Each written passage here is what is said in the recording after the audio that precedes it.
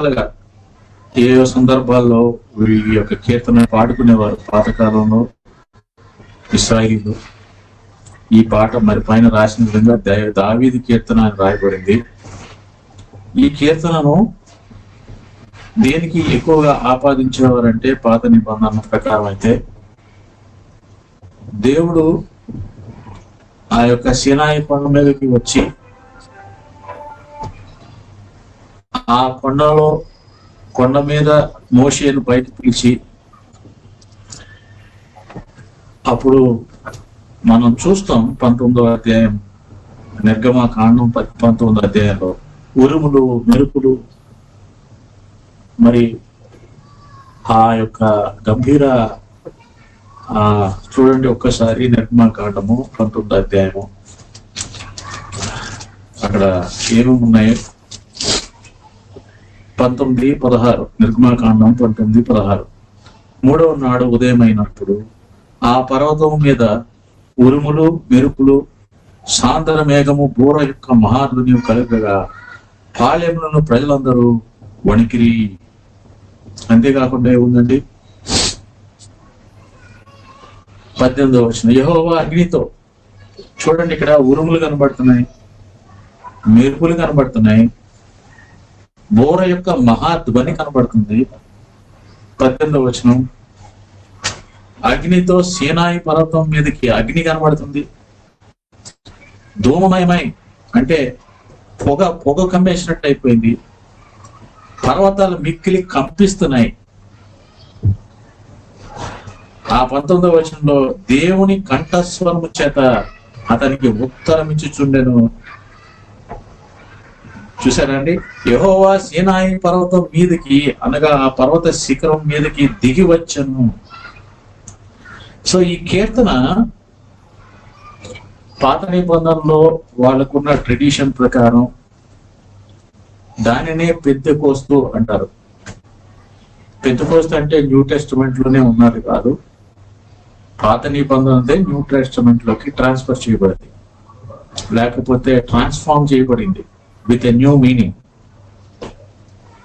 ఈ పెంతెకోస్తు అంటే 50వ దినం.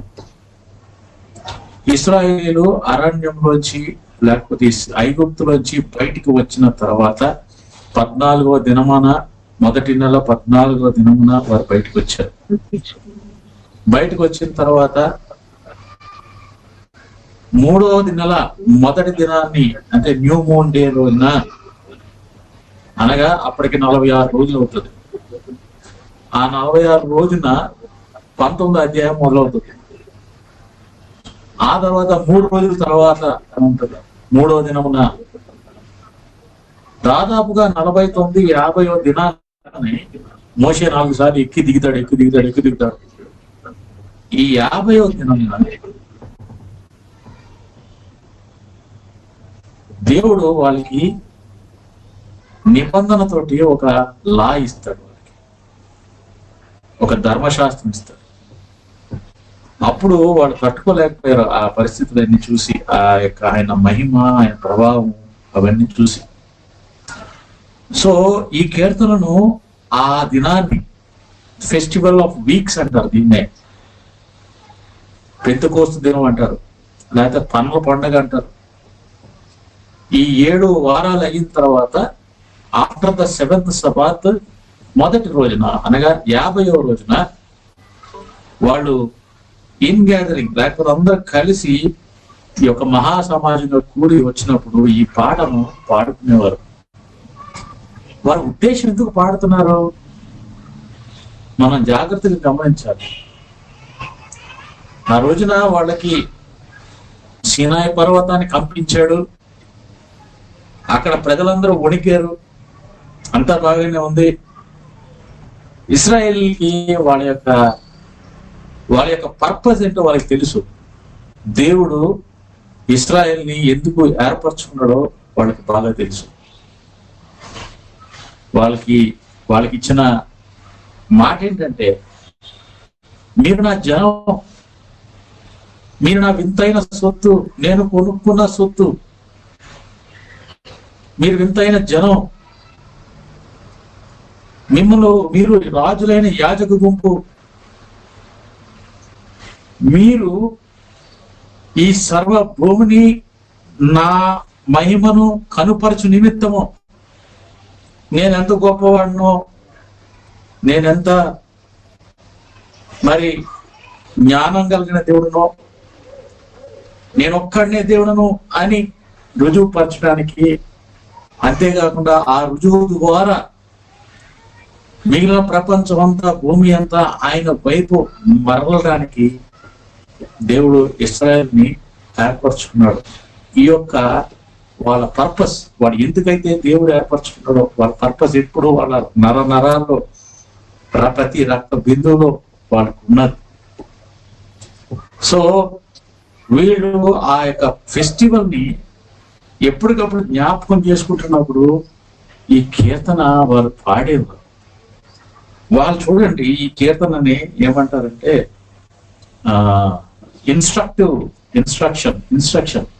వాడు సెలబ్రేట్ చేసుకుంటూ ఇన్స్ట్రక్ట్ చేస్తున్నారు.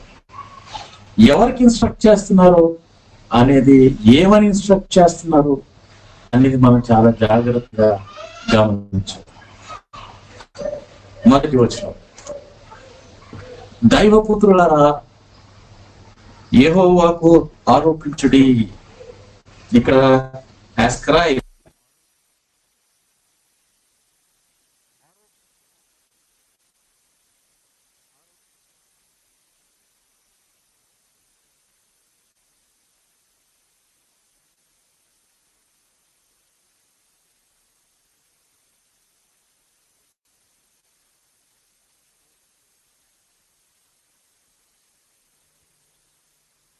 బ్రదర్ మీ సౌండ్ ఒకసారి మీ మ్యూట్ ఉన్నారేమో చెక్ చేసుకోండి.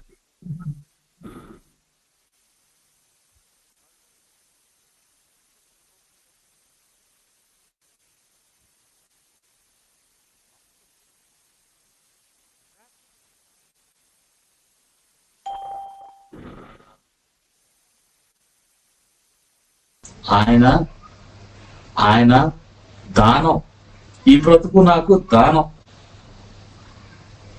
మనుషులందరూ ఎదుట నేను చచ్చిపోవాల్సిన వాడినే. ఈ రోజున నా ఊపిరి నాలో ఉంది అంటే అది ఆయన పెట్టిన భిక్ష. అంటే అర్థం ఏంటి? ఆరోపిస్తున్నాడు. తన లైఫ్ యొక్క ఎగ్జిస్టెన్స్ కి కారణం ఆయన అని ఆరోపిస్తున్నాడు. ఆరోపించడం అంటే నేనున్నది నీకే, నీదంతా నీ వల్లే జరిగింది అని ఆరోపించడం. దాన్ని ఇంకొక షార్ట్ కట్ లో ఓ రకంగా గివ్ అని కొన్ని ట్రాన్స్లేషన్స్ లో రాశారు. గివ్ అంటే కూడా బెటర్ వర్డ్ అస్క్రైబ్ అంటే ఆయనకి సంబంధించింది అది. నీ పాలు లేదు అందులో. ఆ క్యాన్సర్ పేషెంట్ తనకు తానుగా బయటికి రావడానికి ఆయన దగ్గర ఏ సత్తా లేదు, ఏ మందు ప్రపంచంలో లేదు. నీ యొక్క ఏ విధమైన ఇంటర్వెన్షన్ లేకుండా సమస్తము ఆయన చేశాడు కాబట్టి ఆయనకే సంబంధించింది ఈ రికవరీ కానీ ఈ లైఫ్ కానీ. ఆ విధంగా ప్రభువా ఇది నీది అని ఇవ్వడం, లేకపోతే ఆయనకి చెప్పడాన్ని ఏమంటారంటే ఆరోపించడము. ఇప్పుడు ఇక్కడ మనం చూడాలి, ఈ ఇశ్రాయేలీలు ప్రతి సంవత్సరము వీళ్ళు ఈ పండగ చేసుకుంటున్నప్పుడు ఎవరికి చెప్తున్నారో తెలుసా అండి? ఇది ఎవరికి చెప్తున్నారు?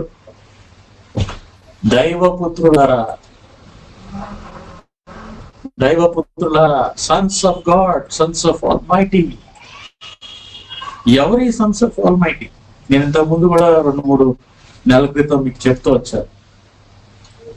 ఈ యొక్క దేవుని యొక్క రియామ్లో, లేకపోతే దేవుని యొక్క రియామ్ 2 రకాలుగా ఉంది. ఒకటి అన్సీన్ రియామ్, అది మనకి కనబడింది. ఒకటి కనబడేది.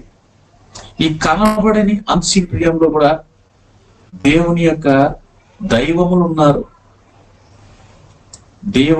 దేవుని చేత సృష్టింపబడిన దైవములు. వాళ్ళు రెబల్ అయ్యారు అని కూడా మీకు చెప్పారు. దేవునికి లోపడకుండా వాళ్ళు రెబల్ అయ్యారు. ఆ రెబల్ అయిన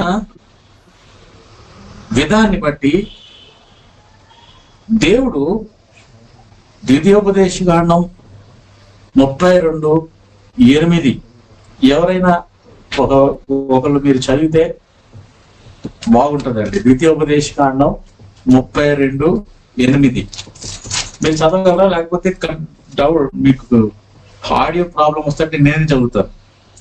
32:8 మహోన్నతుడు జనములకు వారి స్వాస్థ్యములను విభాగించినప్పుడు, నరజాతులను ప్రత్యేకించినప్పుడు, ఇశ్రాయేలీల లెక్కను బట్టి ప్రజలకు సరిహద్దులను నియమించాడు. ఇక్కడ ఇశ్రాయేలీల ఉంది కానీ ఒరిజినల్ లాంగ్వేజ్ లో సన్స్ ఆఫ్ గాడ్ అంటుంది. సన్స్ ఆఫ్ గాడ్ అంటే దైవపుత్రులు. యోగులో ఒక రోజున దైవ కుమారుడు, దైవపుత్రుడు దేవుని యొక్క సంఘంలోకి వచ్చి ఇవో వాళ్ళందరూ కూడినప్పుడు అప్పుడు సాతానుడు కూడా వాళ్ళతో పాటు వచ్చినట్టు. వీళ్ళెవరంటే హెవెన్లీ డివైన్ కౌన్సిల్. దేవుడి యొక్క ఒక కౌన్సిల్ ఉంది దేవునికి. ఆ కౌన్సిల్లో కూర్చుంటున్నారు వీళ్ళంతా. వాళ్ళకి ఏం చేశాడంటే దేవుడు మహోన్నతుడు జనములకు వారి స్వాస్థ్యములను విభాగించినప్పుడు ఎక్కడైందండి?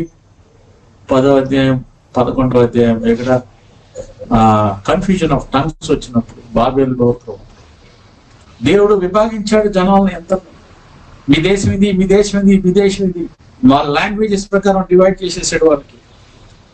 వాళ్ళకి కన్ఫ్యూజన్ తీసుకొచ్చి డివైడ్ చేసి పడేశాడు. అప్పుడు ఏం చేశాడంట, నరజాతులను ప్రత్యేకించినప్పుడు ఇశ్రాయేల్ లెక్కను బట్టి ప్రజలకు సరిహద్దులు నియమించాను. ఇక్కడ ఇశ్రాయేల్ అన్నారు కానీ దేవుని కుమారుల సరిహద్దును బట్టి, లెక్కను బట్టి ప్రజలకు సరిహద్దులు నియమించినట్టు అర్థం ఏంటి? ఆయన దగ్గర ఉన్న దైవములకు దేవుని కుమారులుగా పిలువబడుతున్న ఆయన డివైన్ కౌన్సిల్లో ఉన్న వారందరికీ ఒక్కొక్క దేశాన్ని ఆయన అప్పచెప్పించాడు. అది మనం తర్వాత దానియేలు గ్రంథం ఇవన్నిటిలో కూడా చూడొచ్చు. పర్షియన్ కింగ్ ఆపాడు నన్ను అంటాడు. సో ఇవన్నీ ఏంటంటే దేవునికి కలిగిన ఆ యొక్క కౌన్సిల్ ఉన్న వాళ్ళకి ఏం చేశాడు? ఇగో అసిరియా నీది, ఒకరు నీది, నువ్వు దీన్నేళ్ళు నా యొక్క మర్యాదను కాపాడండి. వాళ్ళ దగ్గర వాళ్ళకి నేర్పించండి నేనంటే ఏంటో అనే దైవములకు ఆయన ఆజ్ఞించాడు. అందుకే 82వ కీర్తనలో కూడా ఈ దైవముల యొక్క ఇచ్చిన ఆర్డర్ ని అవి ఒబే చేయనప్పుడు దేవుడు అకౌంట్ అడుగుతాడు జడ్జిగా. దేవుడు దైవముల మధ్య కూర్చొని ఆశీనుడాయను అని ఉంటది 82వ కీర్తన. ఆయన లెక్క అడుగుతున్నాడు వాళ్ళని తర్వాత వాళ్ళు తప్పిపోయినప్పుడు. సో ఇక్కడ ద్వితీయోపదేశకాండం 32:8 ఏం చెప్తుందంటే దేవుడు ప్రతి దేశాన్ని ఒక్కొక్క దైవానికి అప్పచెప్పేశాడు. వాళ్ళు చేసిన పాపాన్ని బట్టి, వాళ్ళు చేస్తున్న దాన్ని బట్టి. కానీ 9వ వచనం ఏముంది? యెహోవా వంతు ఆయన జనమే, ఆయన స్వాస్థ్య భాగము యాకోబే. ఆయన ఏమంటాడంటే మీరందరూ తీసేసుకోండి, నాకు స్వాస్థ్య భాగం ఒకటి కావాలి, యాకోబు ఒకటి కావాలి. అందుకే 12వ అధ్యాయం 1వ వచనంలో ఉంటుంది, దేవుడు అబ్రహాంకు ఒక దర్శనమై నువ్వు నావాడు అని పిలుచుకున్నావు. ఎక్కడో ఉన్న అబ్రహాం తీసుకొచ్చు, నువ్వు నా సొత్తు. సో మోషే గారు ఈ కీర్తనలో రాస్తపడుతున్నాడు, అయ్యా మనం ఆ విధంగా ఏర్పరచబడ్డాము. సో ఇశ్రాయేలుకి ఈ విషయాలన్నీ బాగా మైండ్ లో ఉన్నాయి వాళ్ళకి. అందుకే వాళ్ళు అంటున్నారు, ఓ దైవపుత్రులారా, మీకు దేవుడు వేరే వేరే దేశాలను ఇచ్చాడు మీకు, కానీ మీరు ఆ బలాన్ని మీరు ఎవరెవరికో ఆరోపిస్తున్నారు. చాలా జాగ్రత్త. చూడండి ఇన్స్ట్రక్టివ్ ఏమంటున్నారు వాళ్ళు, ఓ దైవపుత్రులారా యెహోవాకు ఆరోపించండి. మీరు మీ దేశాల్లో మీ ప్రభావాన్ని మాది అని చూపించుకుంటున్నారు. మీది కాదది, జాగ్రత్త. ఓ దైవపుత్రులారా యెహోవాకు ఆరోపించండి. ప్రభావ మహాత్యములను యెహోవాకు ఆరోపించు. ప్రభావ మహాత్యం, ఆయన గ్లోరీ, ప్రభావము, లేకపోతే ఆ ఆ ప్రెసెన్స్ లో ఉండే ప్రభావం. చూడండి, ఈ 2 వచనాల్లో, మొదటి 2 వచనాల్లో 2 ఇంపార్టెంట్ అయిన విషయాలు కనబడుతుంటాయి. ఒకటి ప్రభావము, అది ఇంగ్లీష్ లో గ్లోరీ అని రాశాడు. 3 వచనాలు కనబడుతుంది, మూడు విషయాలు కనబడతాయి. స్ట్రెంగ్త్ కనబడుతుంది, తర్వాత హోలీనెస్ అనేది కనబడుతుంది, పరిశుద్ధత. చూడండి ఏముంది, ప్రతిష్ఠిత మగులు ఆభరణం ధరించుకొని, అంటే పరిశుద్ధమైన ఆభరణం ధరించుకొని ఆయన ఎదుట సాగిలపడి. అక్కడేమో యాస్క్రైబ్ అంటున్నాడు, చివరికి వచ్చినాడు 2వ వచనంకి వచ్చినడికి సాగిలపడండి. ఎవరు చెప్తున్నారన్నమాట? దైవపుత్రులారా, ఓ దేవతలారా, మీకు దేవుడు అప్పచెప్పిన ఓ దేవతలారా, దైవపుత్రులారా, సాగిలపడండి. ఆయన ఒక్కడే యెహోవాయే మహాత్యము గల మహారాజు, దేవతలందరి పైన మహాత్యము కలిగిన మహారాజు. 145. సో ఈ కీర్తనలో వాళ్ళు చెప్పేది ఏంటంటే, ఇశ్రాయేలీయులు, మా దేవుడు, మాకు లా ఇచ్చిన దేవుడు, మమ్మల్ని ఎన్నుకున్న దేవుడు ఎవరంటే, ఓ దేవతలారా, మీరు కూడా ఆయనకు వంగి నమస్కరించండి, మీ యొక్క మోకాళ్ళు ఆయన ముందు వంచండి. ఆయన ప్రభావాన్ని, ఆయన గ్లోరీని చూడండి. పాత నిబంధనలో ఆయన గ్లోరీ, లేకపోతే ఆయన మహిమ అని కొన్ని ప్రదేశాలు రాయబడుతుంది. ఆయన మహిమ, ఆయన పరిశుద్ధత అనేది దేవునికి యొక్క ఇంటర్నల్ క్యారెక్టర్, అంటే బయటికి ఎగ్జిబిట్ కాదది. ఆయన ఇంట్రిన్సిక్ క్యారెక్టర్ అంటారు. అంటే అర్థం ఏంటంటే, ఆయన ప్రేమ కూడా పరిశుద్ధమైన ప్రేమ, ఆయన దయ పరిశుద్ధతతో కూడిన దయ, ఆయన జాలి పరిశుద్ధతతో కూడినది. అంటే ఆయనకున్న ప్రతి డిఫరెంట్ క్యారెక్టర్ లోనూ మూలమైంది ఏంటంటే ఆయన పరిశుద్ధత అంటే it's an apart, it's a different love. దాని అర్థం ఏంటంటే ఆయన ప్రేమ వేరే వింతైన ప్రేమ, కామన్ ప్రేమ కాదు. పరిశుద్ధత అంటే కామన్ కాదు, uncommon. It is separate, it is different. అది ఇంటర్నల్ క్యారెక్టర్ ఆఫ్ గాడ్. ఆయన యొక్క గొప్పతనాన్ని బట్టి, ఆయన పరిశుద్ధతను బట్టి, ఆ యొక్క వింతైన ఆయన క్యారెక్టర్ బట్టి, అపార్ట్నెస్ ఆఫ్ గాడ్ బట్టి, మనకి అతీతమైన దేవుని బట్టి ఆయనకి మోకాళ్ళు ఉండండి ఓ దేవతలారా.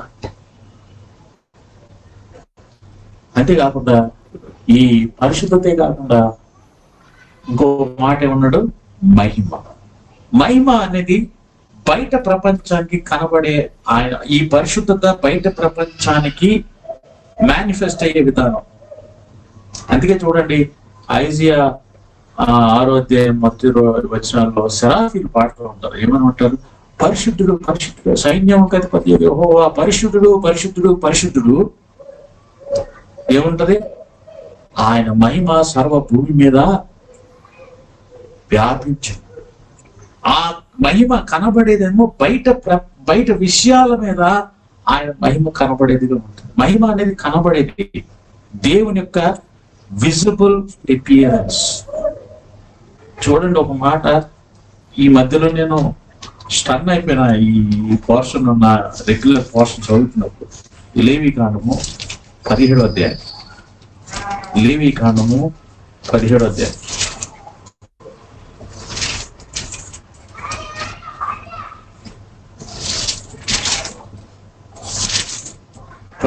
పదహారు అధ్యాయం, లేవీకాండం 16వ అధ్యాయం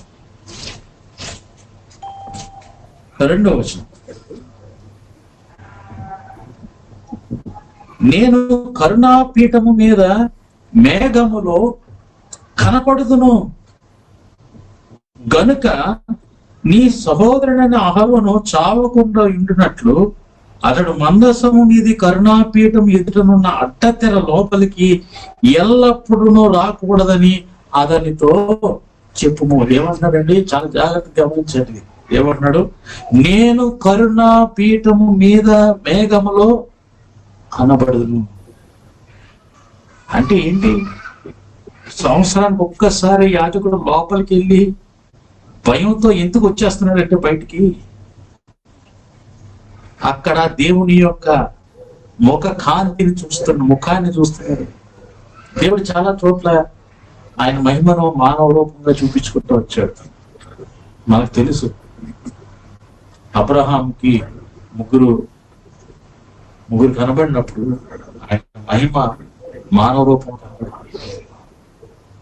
ఇక్కడ లేవి కారణాలు ఏమంటాడంటే, ఎప్పుడు పడితే అప్పుడు రావడానికి ధైర్యం చేయొద్దు. ఓ అహరోనుకి చెప్పు, ఓ మోషే, ఎందుకంటే నేను కనబడతాను. అంటే అర్థం ఏంటంటే, ఆ పొగను కూడా ఎందుకు పెట్టాడంటే, ఆ పొగ ఏం చేస్తుందంటే దేవుని యొక్క ఆ మానవ రూపాన్ని, మానవుడిగా కనబడే రూపాన్ని ఆ పొగ కొద్దిగా ఆబ్స్క్యూర్ గా ఉంచుతుంది. So that Aaron cannot be killed. ఆయన యొక్క సంపూర్ణ ప్రదర్శన చూస్తే అహరోన్ చచ్చిపోతాడు. ఆ పొగ ఏం చేస్తుందంటే, ఆ పొగలో దేవుడు ఎందుకే ఆ పొగలోను ఆ మేఘాల్లోను ఎందుకు కనబడుతున్నాడంటే, ఆయన మహిమ బయటకు ప్రజ్వలిస్తే కనుక మహిమ చచ్చిపోతాడు మనిషి. సో అందుకే అంటాడు అక్కడ అహరోన్ తోటి, ఎప్పుడు పడితే అప్పుడు నా దగ్గర సంవత్సరానికి ఒక్కసారి ఆయన గివ్ యూ గ్రేస్. ఆ టైంలో నువ్వు మర్యాదగా వస్తే నువ్వు చావుకున్నట్లు ఎప్పుడు పడితే అప్పుడు లోపలికి రాకుండా. కాబట్టి వీళ్ళు ఏమన్నారంటే ఇశ్రాయేలు, ఓ దైవభక్తులారా, ఆయన మహిమను బట్టి, ఆ ప్రభావ మహత్యాన్ని బట్టి ఆయనకు ఆరోపించండి. ఆయన నిజమైన వాడు, ఆయనే దేవుడు. మీరు ఆయన తరపున రూల్ చేయాల్సిన వాళ్ళు, but you are projecting yourself to this world. See, they are instructing the rulers of the nations. ఆ రూలర్స్, ఆ యొక్క మిగిలిన దేశాల యొక్క దేవతలకి వాళ్ళు ఇన్స్ట్రక్షన్ ఇస్తున్నారు. అంటే దాని అర్థం ఏంటంటే, they are giving instruction to the people also, to other nations also. దాని అర్థం ఏంటంటే, కింగ్కి చెప్తున్నారంటే, చూడండి మన దేశానికి ఏమైనా చెప్పాలంటే అమెరికన్ ప్రెసిడెంట్ ఎవరికి చెప్తాడు? మన ప్రైమ్ మినిస్టర్, మన రిప్రజెంటేటివ్ చెప్తాడు. అట్లాగా ఇశ్రాయేల్ ప్రజలు చెప్తారు, ఓ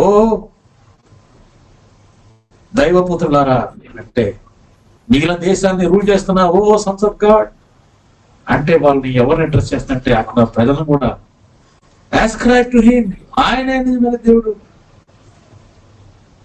మోకాలు ఉంగండి ఆయన ముందు. ఎందుకు మోకాలు ఉంగండి?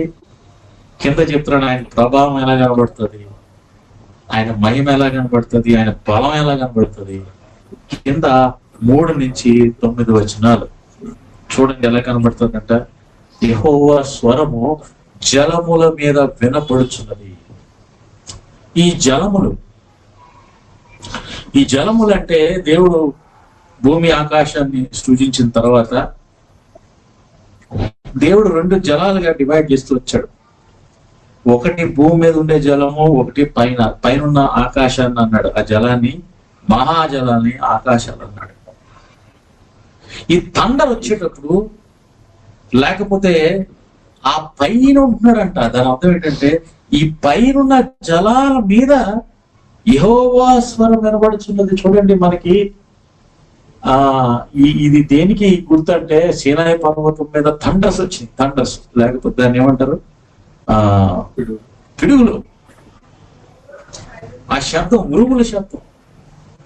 ఆ ఉరుములు ఎక్కడి నుంచి వస్తాయంటే, పైన జలాల పైనుంచి, పైన వాటర్స్ పైనుంచి వస్తూ ఉంటాయి అన్నాడు. యెహోవా స్వరము జలముల మీద వినపడుచున్నది. వినపడుతుంది మాకు.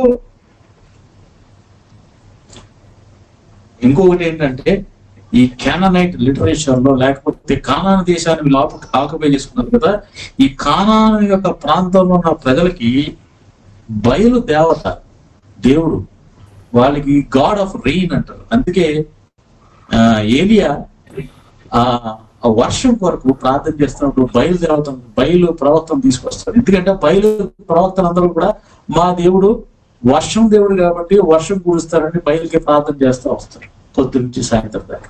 ఆయన ఏ విధంగానూ సమాధానం చెప్పడు.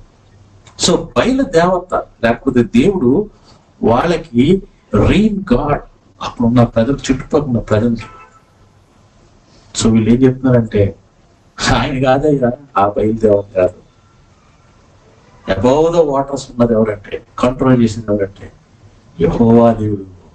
మా దేవుడు, మాతో నిబంధన చేసిన దేవుడు, సీనాయి పర్వతం మీద మాతో నిబంధన చేసిన దేవుడు ఈ జలాల పైన ఉన్నాడు. ఆయన స్వరం వింటుంటే ఎలా ఉంటుందంటే ఇట్ థండర్స్, ఉరుము వలె గర్జించున్నాడు. మహిమ గల దేవుడు ఉరుము వలె గర్జించుచున్నాడు. మహాజలముల మీద యెహోవా సంచరించుచున్నాడు. ఇక్కడ చూడండి, ఇక్కడ మహాజలముల మీద, ఇవన్నీ పైన ఆకాశంలో ఉన్న జలాల గురించి మాట్లాడుతున్నాడు. అక్కడ సంచరించుచున్నాడు. ఆయన ఉరుము ఎలా ఉంటదంట? బలమైనది. 4వ వచనం, బలమైనది, శక్తి కలిగింది, ప్రభావం గలది. ఎంత శక్తి ఎంత ప్రభావం గలవో 5, 6 వచనాల్లో చెప్తున్నాడు. ఏం చేస్తుందంటండి? 5వ వచనం, యెహోవా స్వరము దేవదారు వృక్షములను విరుచును. దేవదారు వృక్షాలంటే one of the toughest, strongest trees in that area. వాటి యొక్క మరి పొడుగు కానీ వాటి వెడల్పు కానీ చూస్తే ఏ గాలికి ఎగరగొట్టే శక్తి దేనికి లేదు. They can with stand. కానీ ఇక్కడ ఏమంటాడంటే ఆయన స్వరానికి ఏమవుతాయంట? దేవదారు వృక్షములు విరుచును, విరిగిపోతాయి, తప్పక విరిగిపోతాయి. అంటే అర్థం ఏంటి? ఈ speaking about the power of God in the wind. Storm వచ్చినప్పుడు, లేకపోతే ఈ థండర్స్ తోటి, ఈ యొక్క ఉరుముతోటి ఈ స్టార్మ్ లేచినప్పుడు మొత్తం అంతగా నేలమట్టం అయిపోతుంది. జాగ్రత్త. అంతేకాకుండా వాళ్ళ అండర్స్టాండింగ్ లో కూడా ఈ బయలు దేవత, ఈ దేవుడికి వాళ్ళు సేదారు వుడ్డుతోటి, లేకపోతే ఏం చేస్తారు, ఈ దేవదారు వృక్షాలతోటి ఆయనకు ఒక టెంపుల్ కట్టి ఆ టెంపుల్లో ఉంటాడు అని వాళ్ళ యొక్క నమ్మకం. సో ఇక్కడ ఏమంటున్నారంటే, ఓహో దేవదారు వృక్షాలతో టెంపుల్ కట్టుకుంటావా? ఆయన గాలితోటి, ఆయన ప్రచండమైన గాలితోటి ఆ దేవదారుని ఏం చేస్తాడు? కొట్టేస్తాడు. అంటే అర్థం ఏంటి? Baal is without temple. He lost his abode. ఓ దైవపుత్రులారా, మీ అందరికీ పైన మీరు బయలు అనుకుంటున్నారా? కాదు, వాడి టెంపుల్ ఎరగొట్టేస్తాడు దేవుడు ఆయన స్వరంతో. యెహోవా లెబనోను దేవదారు వృక్షములను మొక్కలుగా విరుచును. ఏదో 1, 2 కాదంటండి, ముక్కలు అయిపోతాయంట, విడిచిపోతాయంట. This a poetry you can imagine. It is left to our imagination, how you can imagine. దూడవలే అవి గొంతులు వేయనట్లు ఆయన చేయను. ఈ లెబనోను ప్రాంతం అంతా గొంతులు వేస్తారంటే అర్థం ఏంటంట? షేక్ అయిపోతుందంట కంప్లీట్ గా. ఎలాగైతే నిర్గమాకాండం 19వ అధ్యాయంలో ఆ యొక్క భూమి కంపించను, పర్వతము కంపించను అంటాడో, అది దానిని వీళ్ళు దేనికి ఆపాదిస్తున్నారంటే, ఇదిగో ఓ లెబనోను, మీరే చాలా గొప్పగా ఫీల్ అవుతున్నారు, మా దగ్గర దేవదారు వృక్షాలు ఉన్నాయని. అవి ఎంత గ్రేట్ అంటే, దేవదారు వృక్షాలు టెంపుల్ కి వాడారు, డేవిడ్ టైంలో టెంట్ కి వాడారు, డేవిడ్ యొక్క హౌస్ కి వాడారు. అవి అంత ఫేమస్ అన్నమాట, వరల్డ్ ఫేమస్ ఆ రోజుల్లో ఆ యొక్క వృక్షాలు, ఆ యొక్క వుడ్. వాటన్నిటినీ దేవుడు విరగొట్టును, దూడవలే గంతులు వేయినట్లు ఆయన చేయను. తర్వాత ఏమన్నాడంటే 6వ వచనంలో, లెబనోను సిరియోను గుర్రపోతు పిల్లవలే గంతులు వేయినట్లు ఆయన చేయను. ఇక్కడ సిరియోన్ అంటే మౌంట్ హెర్మోన్. ద్వితీయోపదేశకాండం 3వ అధ్యాయం 8వ వచనంలో ఉంటది, మీరు తర్వాత చదవచ్చు. Sirion is also called as mount Hermon. Last time కూడా నాకు చెప్పినట్టు గుర్తుంది. Mount Hermon is a place where the sons of God, లేకపోతే ఈ దైవ పుత్రులు వచ్చి, సన్స్ ఆఫ్ గాడ్ వచ్చి మానవుడి యొక్క కుమార్తెలతో, మనుషుల యొక్క కుమార్తెలతో కలిసి పెళ్లి చేసుకొని వాళ్ళ యొక్క డొమైన్ వదిలేసి ఈ ఫిజికల్ డొమైన్ కి వచ్చి దేవుడు పెట్టిన రిస్ట్రిక్షన్స్ ని కన్నీ వాటిని బద్దలు కొట్టుకుంటూ వచ్చి వాడు చేసిన భయంకరమైన పాపానికి గుర్తది మౌంట్ హెర్మోన్. ఇప్పుడు ఏమంటుందంటే లెబనోను, మౌంట్ హెర్మోన్ గొర్రె పోతి వాళ్ళ గంతులు అయినట్లు అవి కూడా షేక్ అయిపోతాయి, జాగ్రత్త. అంటే అర్థం పెట్టి వాటి యొక్క బిలము ద్వారము దగ్గర నిలబడి, బిలము ద్వారాన్ని ఏమంటాడంటే కదిలిచ్చేస్తారు. బహుశా మరి మత్తయి రాసిన సువార్తలో ఆయన అంటున్న మాటలు ఇదేనేమో. ఏమన్నాడు? ఈ సంఘం, అది మౌంట్ హెర్మోన్ దగ్గర జరిగింది, foot hills of mount Hermon. ఈ బండ మీద నా సంఘమును కట్టుదును, పాతాళలోక ద్వారం దాని ఎదుట నిలువ నేరం అంటే షేక్ అయిపోయి కదిలిపోయి పడిపోతుంది, జాగ్రత్త. Nobody can stand, no దైవ పుత్రుడు can stand before this. No gates of hell shall prevail against the church. So ఇక్కడ ఆ మాట మాట్లాడుతున్నాడు ఏంటంటే వాటిని గంతులు వేయినట్లా చేయదు. తర్వాత 7వ వచనం, యెహోవా స్వరము అగ్ని జ్వాలను ప్రజ్వలింప చేయను. చూడండి, అగ్ని జ్వాల కావాలంటే, ప్రజ్వలించాలంటే ఏం చేయాలండి? ఆక్సిజన్ కావాలా. అందుకే చూడండి మనకి ఏం చేస్తాం ఇప్పుడు,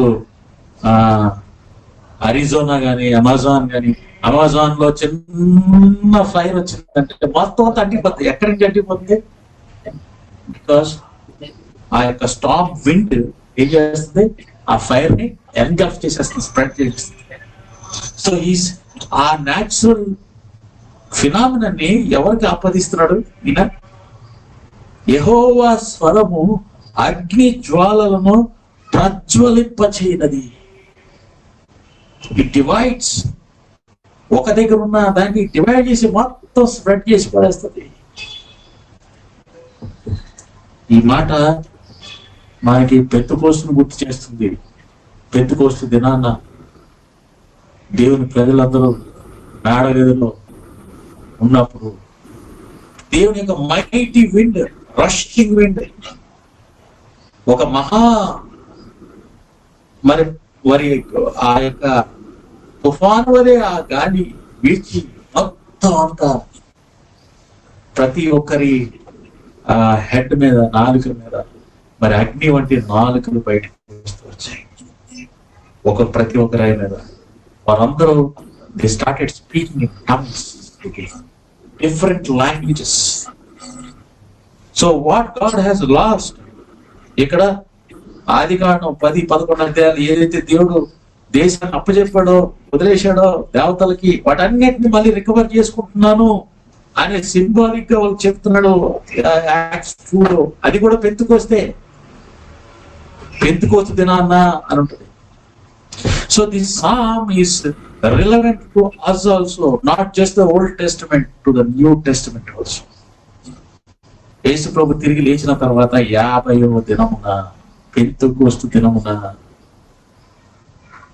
అగ్ని నాలుకలు వచ్చి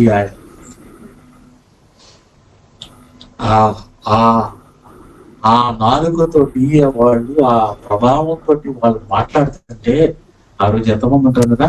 3000 మంది ఆయనను చేర్చబడింది. ఆ నాలుకతోటే పేతురు బయటికి వెళ్ళి సువార్త చెప్పారు. ఆ నాలుకతోటే యోహాను, మత్తయి అందరూ కూడా దేవుని యొక్క సువార్తను చాటిస్తూ వచ్చారు. లెబనోను వృక్షాలు, అంటే అడ్డంగా ఉన్న వృక్షాలన్నీ కూడా పడిపోతూ వచ్చాయి. అందుకే అపోస్తుల కార్యాలు అంటారు, లోకంలో తల క్రిందులు చేయవారు ఇక్కడికి వచ్చారు. The voice of the Lord shakes the wilderness. ఏమంటున్నాడండి? యెహోవా స్వరము అరణ్యమును కదలించును. యెహోవా కాదేశు అరణ్యమును, కాదేశ్ అంటే ద లోయెస్ట్ సౌత్. ఇదేమో నార్త్ లో ఉంది, ఇది సౌత్ లో ఉంది. లెబనాన్ అంతా నార్త్ లో ఉంది, సౌత్ అంటే అర్థం ఏంటి? ఆయన ప్రభావం అంతా కూడా యు కెన్ సీ. ఓ దైవపుత్రులారా, పైనుంచి కింద వరకు ఆయన ప్రభావం కనపడుతుంది చూసారా? అరణ్యం కూడా మరి కదిలిపోతుంది ఆయన స్వరానికి. అంతేకాకుండా 9వ వచనం, యెహోవా స్వరము లేళ్లను ఈనొచ్చు. అంటే ఒడుకు పుట్టించేస్తుంది. ఒడుకు దడ పుట్టినప్పుడు నోబడి కెన్ సస్టైన్, అంటే ఉంచుకోలేరు ఏది కూడా, అంతా కూడా వదిలేయాల్సి ఉంటుంది. They leave everything from their body. They don't have strength to retain anything in there bodies. They leave. అందుకే చూడండి, ఒక్కొక్కసారి భయంకరమైన విషయాలు చూసినప్పుడు చిన్నపిల్లలు యూరిన్ పోసేస్తారు. బికాస్ ఆ భయం సస్టైన్ చేయలేకపోయింది. They let loose all muscles అన్ని కూడా లూజ్ అయిపోయాయి ఆ భయానికి. అంటే there is no way it can. అలాగవుతుందంట ఆయన యొక్క భయానికి, ఆయన యొక్క స్వరానికి, దేవుని యొక్క స్వరానికి. అంతేకాకుండా లాస్ట్ ఏమంటాడు? ఆయన ఆలయంలో ఉన్నవి ఆయనకి మహిమ అంటున్నాడు. లాస్ట్ ఫైనల్ గా మొత్తం క్రియేషన్ హెవెన్ నుంచి ఎక్కడికి వచ్చాడంటే కిందకి.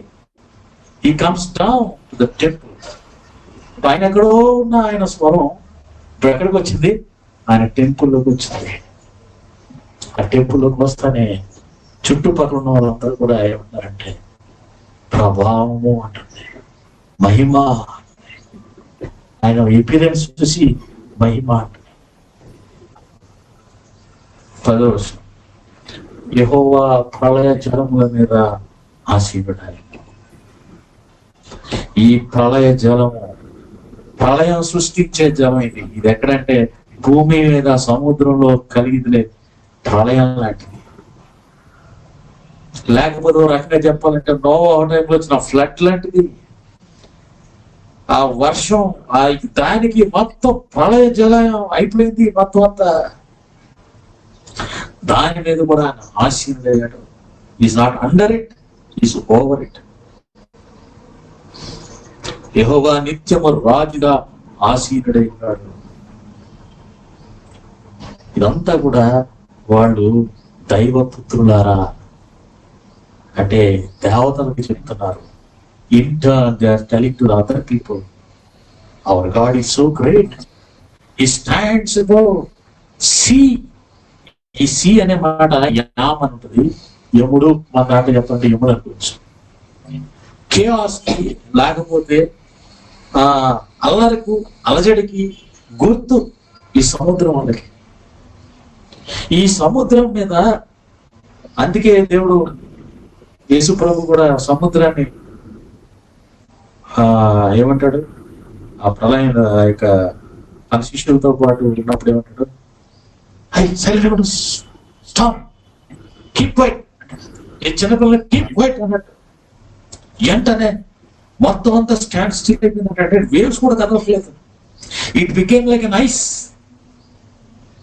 ఎప్పుడైతే ఐస్ అయిపోయిందో శిష్యులు ఇంకా భయపడిపోరండి. అయ్యి బాబోయ్, ఎవడంటే బాబు, even the wind and the sea obey him.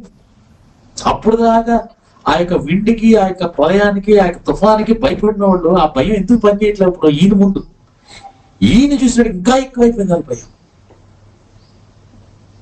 వాళ్ళు ఏమంటారంటే ఇశ్రాయేల్లో వీటన్నిటితోటి మా దేవుడు ఏమనుకుంటున్నారు?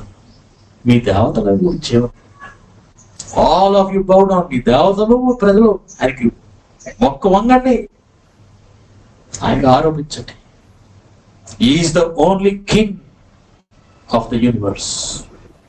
అదే 10వ వచనం అంటున్నాడు, ఏమంటాడు? యెహోవా నిత్యము రాజుగా ఆసీనుడై ఉన్నాడు. ఇంత గొప్ప రాజుగా, సర్వ సృష్టి మీద ఉన్న రాజుగా ఉన్నవాడు మా ప్రభువు ఇప్పుడు ఏం చేస్తాడో 11వ వచనం చెప్తున్నాడండి. ఇది చాలా ఇంపార్టెంట్ అండి verse.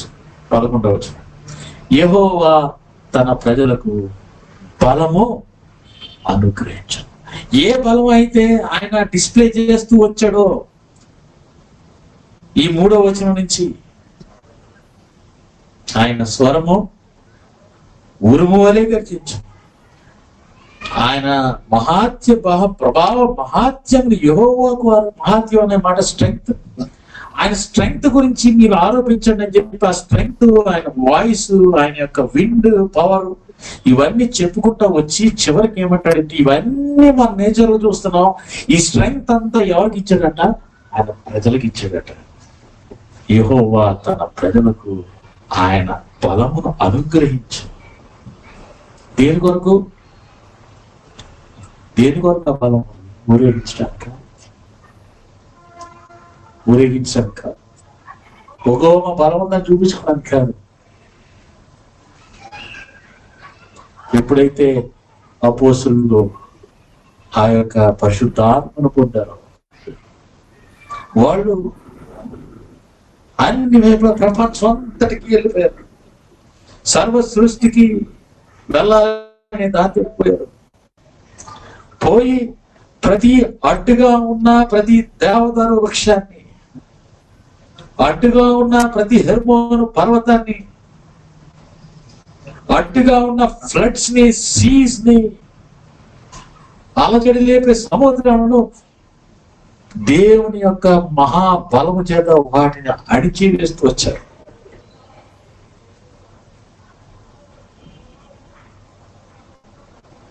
Do you know that is the commission God has given us? అంత గొప్ప పనిని మనకి అప్పగించాడు. ఈ లోకంలో ఎన్నో లెబనాను వృక్షాలు ఉన్నాయి. నా అంతట లేనని వాడు చాలా మంది ఉన్నారు. మేమే గొప్ప అనుకునే దైవపుత్రులు ఉన్నారు, దేవతలు ఉన్నాయి. దేవుడు మనకి ఇస్తున్నాడు ఆ స్ట్రెంగ్త్ ఇచ్చేవాడు. అంటే సబ్డ్యూ ఎవ్రీథింగ్, వాటన్నిటిని అణిచివేయండి. Bring everything under the subjection. ఇదే మాట ఆదాము చెప్పాడు. ఏమన్నాడు? ఏదైనా ఆయన చేతిలో పెట్టి, spread the seed, multiply it, subdue it. ఈ ఇదాన్ని ప్రపంచం అంతటికి చాటించి మొత్తం స్ప్రెడ్ చేసి ఆ ప్రపంచాన్ని అంతటికి నువ్వు లోపరుచుకో, నువ్వు ఏలు. That is authority God has given us in Christ. అందుకే పౌలు గాని, పేతురు గారు కానీ, ఆది అపోస్తలులు కానీ అలా వెళ్తుంటే జైలు నిలబడలేదు, ప్రభుత్వాలు నిలబడలేదు, రాజులు నిలబడలేదు. అందరూ దేవుని సన్నిధికి రావాల్సిందే, మొక్కుతో రావాల్సిందే. ఎవ్రీ నీ షల్ బౌ బిఫోర్ హిమ్ అంటాడు ఫిలిప్పీయులకు రాసిన పత్రిక. అదే 2వ వచనం చూస్తున్నాం. మీరు వర్షిప్ హిమ్ ఆల్ ఈ హెవెన్లీ బీయింగ్స్. ఓ దైవపుత్రులారా, ఆయనకు ఆరాధించండి, ఆయనకు వంగి నమస్కరించండి. దేవుడు మనకి ఆ శక్తిని, ఆ ప్రభావాన్ని యేసుక్రీస్తు వారిలో పరిశుద్ధాత్మ దేవుడు మనకు అనుగ్రహించాడు.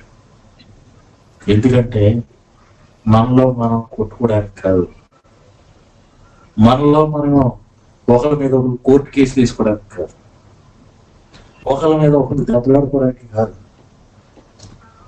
మనం ఈ సమాజంలో, ఈ ప్రపంచంలో అలజడిని, ఈ ప్రపంచంలో నేను కాదు గొప్పది, నేను గొప్ప అనుకునే ఈ మౌంట్ హెర్మోన్, ఈ యొక్క లెబనోను వృక్షాలు లాంటి వాటిని, ఈ దైవపుత్రులు అంటారు, అందరినీ దేవుని యొక్క సబ్జెక్షన్ తీసుకొచ్చి ఆ యొక్క పాదాలు దగ్గర పెట్టడానికి. అందుకే ఏమంటాడు 11వ వచనం, యెహోవా తన ప్రజలకు బలం అనుగ్రహించను, ఆ బలాన్ని బట్టి ఇస్తాడటానికి ఆయన తన ప్రజలకు సమాధానము కలిగజేసి వారిని ఆశీర్వదించను. సమాధానం అంటే ఏ విధంగా అలజడి లేకుండా దేవుని యొక్క సమాధానం ఈ భూమంతా నిండిపోవాలని యెషయా చూసినట్టు, యెషయా 11 అధ్యాయం, దేవుని మహిమ సముద్రంలో జలములు నిండినట్టు దేవుని మహిమ భూమంతటి మీద ఉండును గాక. హబక్కూకు అంటాడు దేవుని మహిమ ఈ భూమంతట నిండి ఉంది అంటాడు. వాళ్ళు చూశారు, they force are what God going to do. ఆ పని చేయడానికి నిన్ను నన్ను ఎందుకు పనికిరాని మనం ఎన్నుకుంటాడు. మనం రక్షించుకున్నాడు. మనం కూడా ఆ అలజడిలో ఉన్న వాళ్ళమే, ఆ అలజడికి సంబంధించిన ప్రజలమే. కానీ అందులోంచి విమోచించి, తమ రక్తంతో విమోచించి ఈ రోజున ఆ అలజడిని మొత్తం కామప్ చేయడానికి, లేకపోతే కంట్రోల్ చేయడానికి, సబ్డ్యూ చేయడానికి ఆయన యొక్క పవర్ని, ఆయన అధికారాన్ని నీకు నాకు అనుగ్రహించాడు. అందుకే మత్తయి సువార్త 27వ అధ్యాయంలో ఉంది, ఆఖరి వచనంలో, all authority on heaven and earth is given unto me. ఆకాశం మీద, భూమి మీదనో, పరలోకం మీదనో, భూమి మీదనో సర్వాధికారం నాకు ఇవ్వబడింది. కాబట్టి go and make disciples of all nations. అధికారాన్ని నీకు నాకు ఇచ్చాడు, ఆ స్ట్రెంగ్త్ నీకు నాకు ఇచ్చాడు. మనం ఏం చేస్తున్నాం ఆ స్ట్రెంగ్త్ తోటి? మనం ఏమన్నా దేవుడు కోరుకున్నట్టు బ్రతుకుతున్నామా? మన ద్వారా చుట్టుపక్కల అవధులు క్రియేట్ అవుతున్నాయా? అవధులు సత్తుమవుతున్నాయా? శత్రువుని ఓడిస్తున్నావా? వాడు మనం ఓడిస్తున్నాడా? మన దైనందిన జీవితంలో మనం దేవుని యొక్క ప్రభావాన్ని ప్రపంచానికి చూపించగలుగుతున్నావా? ఆయన మహిమ అంటే ఏంటో. సో ఇది serious lesson we need to understand. That's how Israel people used to celebrate their పండుగ. వాళ్ళ యొక్క సెలబ్రేషన్, ఆ పండుగని ఆ విధంగా వాడు ఇన్స్ట్రక్షన్ తోటి, మా దేవుడితో గొప్పవాడు, మాకు కష్టం ఇస్తాడు, ఒకరోజు సమాధానం తీసుకొస్తాడు అనే దాంతో ఇన్స్ట్రక్ట్ చేసేవాడు. Are we able to do that? దేవుడు ఆ విధంగా మన అందరినీ మరి ఎక్విప్ చేసి నిజంగా ఆయన పర్పసెస్ కొరకు మనం నిలబెట్టును గాక. Thank you uncle, thank you so much.